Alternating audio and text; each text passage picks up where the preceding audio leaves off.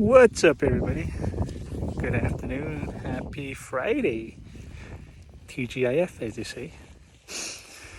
So, heading slowly back to the corral, but I think we're going to kind of do a loop. I'm trying to keep them out of the clay muddy side, but they always tend to go straight to where you don't want them to go. So it's like, we'll go right into the mud. Do a little reverse psychology on them. We'll see if that works. But I was just been thinking, while I've been over here with them, that I guess if you know someone, you yourself, or you know someone that knows someone that knows someone, in about 3 or 4 months, depending on the kidding season and the lambing season, I'm going to be selling. I wanted to get rid of all the Songoras, but I realized I sheared them twice last year and their mohair is just like crazy. So I like their mohair growth, so I'm going to keep at 4. I'm going to keep the 3, and there's one that I know I'll probably sell. If I don't sell her, probably just eat her. And then a few yearlings, and also some of the other does and nannies. You just have to keep my numbers a little bit low to where financially it's manageable. Yeah, I like it, but I wish I had hundreds of goats, but it's just not possible where I am. We're limited to how many animals we can have on our permits, but I don't have one, so just my brother, so that also makes it a little more challenging for me. And also other things that came up today and offered the leadership positions. So I guess after all these years talking shit about all my bosses and managers, I guess now I'm gonna now I gotta step up and not be like them. So, but they just kind of thrown to me. How do you say, hinted to me that that's what's gonna come in my future. So looks like I'll be going back full-time next month, and then if they are serious about that, I guess next school year I don't know what they're going to give me, but just some kind of leadership position is all I was told. So until then, we just keep doing what we do, and that's all we can do, right? But yeah, I thought that was kind of funny, thinking about that too. But other than that, just things happening here. That was the biggest thing. So I was going to say that, but I forgot that part. If you know somebody, or someone that knows someone that knows someone, or yourself, Navajo Angoras, I'll be selling some of them off in about 3 or 4 months. When it gets closer to that time, I'll be bringing it up again. But in the meantime, just ponder on it. I know there was a few ladies in New Mexico that were interested. So we'll see how that works out. The sheep as well. We're gonna get a few more, a specific breed, the end of this year. They'll most likely be lambs, like spring lambs, and a ram. That one is going to be registered stock, I believe, that I'll be getting. So that's going to be pretty exciting. My first registered stock that I would have. And we've had registered bulls before, but we just ran commercial herds as far as cattle, because a lot of it we don't raise for breeding or anything. I mean, it's funny around here growing up. I never realized that all we were, everybody says they're ranchers and all this stuff, but it's like, no. I'm not talking about everybody out there, I'm talking about people here. It's like, you are not ranchers. Well, I should say. Like, we're just hobbyists, you know. It's just a hobby for us, is like what it seems like, because we do not operate like a ranch. One of the biggest reasons would be because we have shared land. This entire land that we have, I mean, it's shared amongst the community. The permit holders, some of them have sheep. Well, not really all of them, but just us, I believe, have sheep and goats. Oh, the dude back here too, the guy that lives right next to us, the neighbor. But he's in a different place now, so, but still his animals are over here. I don't know how that worked out. It's so stupid. But anyway, it is what it is, right? So, and then the rest have, most have cattle. And then there's like a couple that don't have any animals, so they're just kind of taking up space. And it's like, dude, some of us want permits and have actual animals that want to put it on there. It's, the whole system is just, I don't know, it's ridiculous. It seems like it's just a joke, but who am I to say that's not for me? It's, whoever does all that stuff, they have no sense and all that. It's like Navajo Nation government being one of them. Freaking joke of a government. You think that everything is all cool and great for us, but yeah, no, it's not. It's a freaking joke, man. So anyway, I don't want to talk about all that nonsense, but yeah, I mean, it's just like what the future seems like for me. So I'll be heading back to the job full time starting next month, and yeah, just moving forward with that, but also at the same time just keeping up with these dudes and keeping it manageable, So that's the reason I just need to lower. We sticking for, I think it's field mice. Now there was one where I read, I think in this area it's like kangaroo mouse or something like that in this area. Does that sound right? Well, I just call them field mice, but yeah, that's what they're digging for. Or rabbits. One of the two, or both. So yeah, that's the other reason. Just keeping it manageable. If I could find a sheep herder, that would be awesome. Put them on payroll and have them do this like at least 6 hours a day.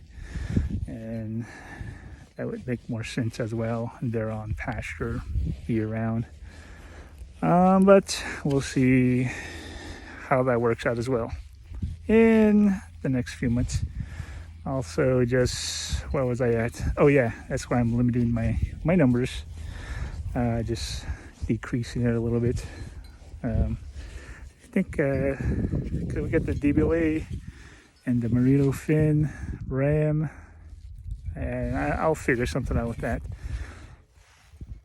I mean, the older sheep, they're freaking amazing. I mean, they're amazing producers. Their wool, their maternal instincts. It's just like, I don't want to get rid of them, but it's like the hard choices that you had to make, when you're limited by this. Even with the goats, some of the goats. I think I'm just mainly gonna, I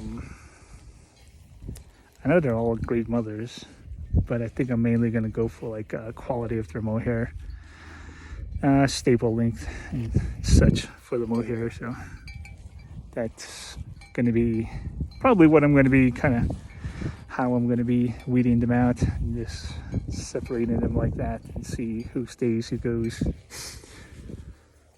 So it's never fun. It's a hard choice as always, because we get so attached to I get so attached to them. Yeah, I mean, even as kids, when they're born 2 or 3 months old, when they get weaned, I sell some, and it's still very difficult because you never know what kind of home they're going to. But I try my best to place them a very good home, where I know they'll be taken care of and all that. So, with that, also, yeah, that's about it. I made it sound like I was gonna add so many other things. And then the kids, I think I got the springborn ones from last year. They'll be yearlings in a month, some of them in 2 months. They'll be, I actually, this is kind of cool. I got three bucks. One, little blue. Well, he's big blue now. He's going to be our primary buck for my herd. A little gizmo, the brown one. I think we're just going to kind of put him in afterwards, kind of like a cleanup buck at the end of this year. But the one that was born here, Torvy's baby, back in the spring, he's a full Navajo Angora, so he's looking really nice. So I'm going to use him for the colored ones that I got from Hospitality. So we're gonna see how that works out, and probably along with the two boars, just to see how that works out. So I think he'll be good. I'm just gonna keep him. I mean, if his kids turn out really nice, I'll probably use him 2 or 3 years in a row and then sell them off. Or maybe use them for a year, maybe 2 years. But I usually tend to use them 2 years, sometimes 3. Like Blue, I know he'll be a really good buck. So he's going to be the primary one for the bigger ones over here, the ones that I keep. And then Gizmo, I forgot. He'll be the ones for the buck for the springborns from last year. So he'll be with the yearlings in the fall. So just kind of like already maybe that's what's going to happen. So we won't know for sure until that time comes. Maybe we'll just swap them out as like cleanup bucks, put the Gizmo in with the big ones and Blue with the little ones. That'll be kind of interesting to see too, right? And just have a little bit of fun with that. But yeah, for now, that's all I got. And just slowly heading back over here. But I know these dudes, they're going to hit up the hill. They're going to head down there, back there for a little bit, and then they're going to come back. So they'll be out for about another hour. But in the meantime, I'm going to get the water filled up for them. This is the only time I can actually fill up the water for them because the sun thaws out the hose and all that stuff. We're going to feed the kids and get all that stuff prepped. And these dudes will actually go back to where the goats are, the old horse shade, the whole old horse shed, and the old hay barn. That's where these dudes will be. As tomorrow, we'll just take them out again in the morning. I want to get some more firewood, so I think it's not so muddy. So we'll probably head up there. I think Carmen's going to finish putting the batting in for a quilt. The quilt shop is only open for 5 hours, so that's only enough time for probably one to finish. I reserved mine for next week. And I'm gonna see if I can.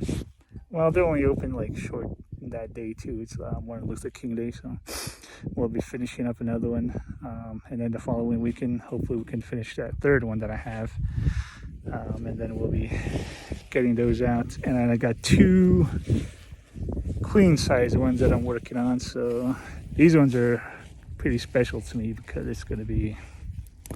They're for dear friends. One's for a dear friend of mine and the other one's for my nephew. So close, these are going to be super special to me because the first big size that I'm making too, and I came up with the designs in a way to where hopefully they turn out really good. It's just that I just haven't made one that big yet. So, I'm kind of thinking full size or queen, one of those sizes. But I kind of leaning more towards like a queen size to make these. And we'll hopefully get those done by the end of the month. I got to get back to all that. That will be another fun project. 2 more fun projects. I know I had some folks requesting some quilts, and I seen some really nice fabric. So it's just like I don't really have a certain style, I guess. I just see what I have, and I have not developed that yet. So I just kind of go with, what do you say, like whatever I can find, and experimenting, trying to find my voice on that, still in that phase. But the more I keep doing it, it'll come to me. It always does. It's just like anything creative, it takes time. I mean, thousands of mistakes, hours you got to put in to find your voice, to find your own touch and everything like that, to make it you, to where it's like a painting. It's like, oh, that's a whoever, the painter is, the artist and whatnot. Photography, same way. Design, the same way. Like when I was designing it was just like the more I worked at it, the more I found to where a lot of people, designers, just jumped into Photoshop or whatever, and they would just design straight in there. For me, I was taught the old school way. Pencil, do your thumbnail sketches, ideas, sketch them, thumbnails, hundreds, 200-300 of thumbnail sketches, and you have your process. And then after that, you select the best ones, and then you go from there, create them. You just build on that process too. As a designer, was always the top 3. Or sometimes if you have 5 or something you like, but still you just have to keep that set. I used to do 5, but then it was too much, and then go to 3. And once I got to the point to where I was good enough to where I had my own voice, my own style, my own technique, it was 2. It was like this, is for this is what you wanted, but I did my own thing. So I think you decide which one you want. And the client, 80% of the time, always went with what I had created for them, depending on what they told me. So it was just a lot of just getting the right information from the client, and then using that as your creative fuel to give them something beyond what they wanted. You give them what they need, basically, not what they want. So I always felt it like that. So I think with this, it's still the same way, because it's very personal to where you're going to use it, 6-7 months of the year, to where even in the summertime, you might just wash it and lay it, on a couch in the summertime, in the wintertime, you're using to sleep to keep you warm. I mean, that's just how I see it, as that, it's not just a bunch of fabric where you just throw things together and it's like, okay, it's done.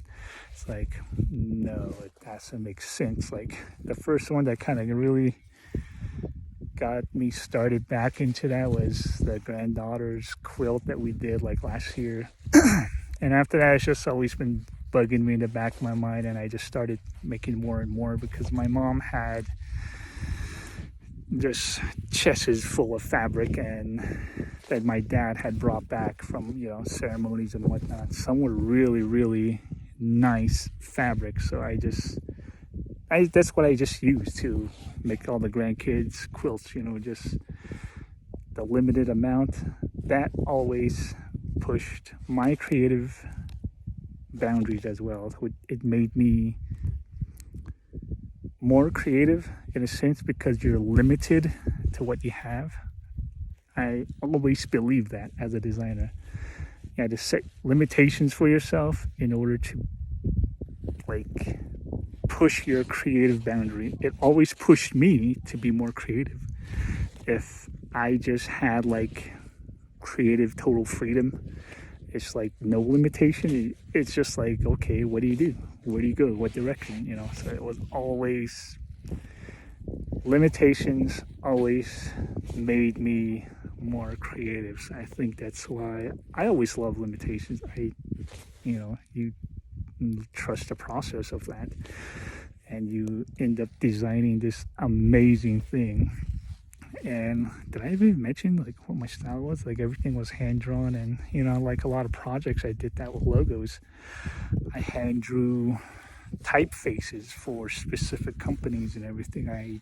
Everything was hand drawn. Some people don't like it, but it's like, okay, well, that's not for you. You're not my type of client or whatever, because for me it was, I'd rather give you a piece that's super unique to you, that's gonna withstand the test of time. For example, my very first official, I could say, logo that wasn't for a friend or for anything, that I made for a company, it's still being used today, 12 years later. It's so crazy, and it's an S and an A. It just melds together. It's so crazy. The company is just, they were, what do you call them?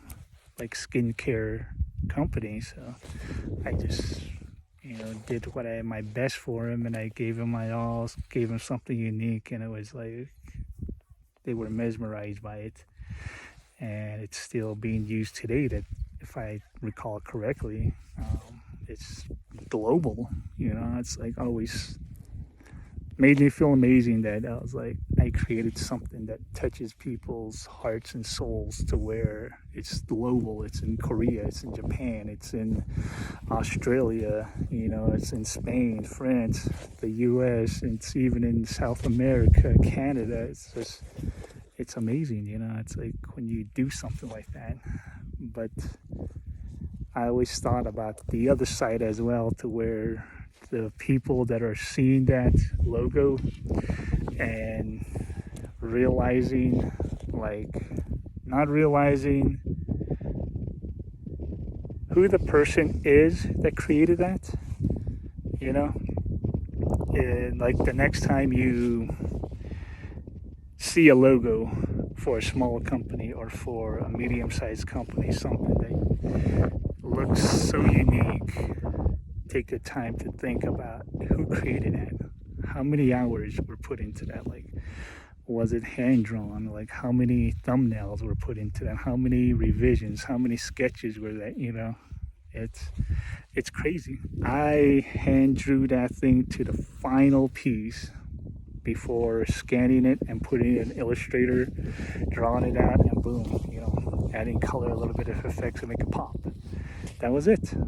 Because the way I was trained, Photoshop, Illustrator, those things were just tools. They're not tools of, not tools, they're not create things that you create things with. It's like your pencil and your paper is like what is like your main tool. The Photoshop and Illustrator is just like that last piece of tool, like a torque wrench, to where you make something final. You make the final piece. That's what it is. That's what I was told when I was doing that. I don't do it anymore, but I always think it's cool to where there's a process that's involved with things like that. I always think that farming, ranching, gardening, all this stuff, if you really break it down, there's process in it. There's creativity in it. Everything is an art. Cooking is an art. Ranching is an art. Training dogs is an art. Shearing sheep and goats is an art. It's so crazy. Everything in this world, if you look at it, is an art. Everyone has an artistic touch to it. It's so crazy. Breathing could be an art. That's why you have like these people that have like yoga and all this crazy stuff, where they're people that like teach how to breathe properly. I mean, it's so crazy, right? You break it all down, everything is an art. It's so nuts. But anyway, yeah, I gotta get this stuff ready. So they're just hanging out, waiting for me. All right, y'all. Enough blabbing here. So we're gonna get the water for these dudes refilled. The kids, get them fed, and they're gonna hang out for about an hour. Give me time to head home, get the fire going. We're good on firewood over there, so yeah, that's it. Just kind of finished evening chores over there. By that time, these dudes should be back over here and ready to come back in for the night. So, all right, y'all. One thing is, but yeah, my mom used to always say, like, when the sun, there's like a rainbow on the inside. It's a call it bejatol, Johanna e bejatol, like the sun's earrings or ear chains, whatever you call it. And it always be like in Navajo tradition, like that signifies that it's gonna be a cold night, and stuff. It's like pretty much like cold weather. So I saw that earlier today. I was like over here when I started the video. But anyway, just a little piece of that. And one of these days, I will also talk about how we ended up here. I still haven't mentioned that, right? It is a journey, so. And I am hoping, I know this year will be the year that I will take you along to where we originally came from, where we originally moved from. I mean, that's 4 hours north of here. Currently, to this day, it's Hopi land. So we're gonna head back out there. I have a sister that still lives out there.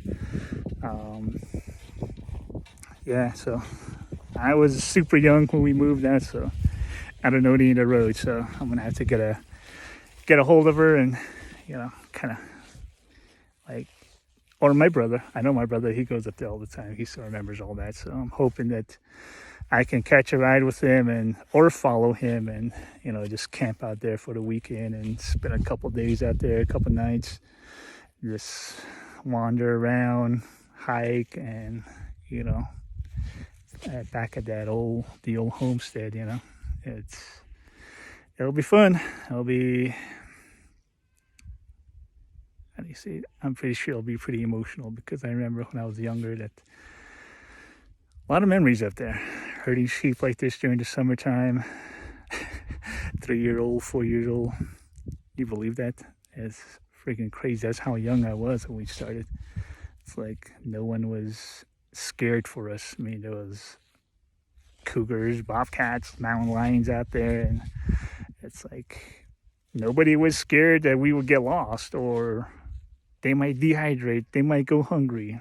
But then it's one day, it's like we never had carried a snack, we never carried water. We drank at the pond with the sheep and goats. It always baffles my mind. But anyway, this year we will do that. I know I'm going to do that. So we will do that. You will see where we came from and try to break down the whole reason why we ended out here, the New Lands area, just south of Sanders. So the whole Hopi land dispute, like Navajo Hopi land dispute with the Peabody Corporation. I think the dude's name was like Barry Goldwater that did all this stuff. He double dipped for the corporation in Hopi land, and a lot of shady stuff that happened at the time. So yeah, we got the crappy end of the stick, I believe. So maybe we stayed out there. It would have been amazing. It was beautiful country.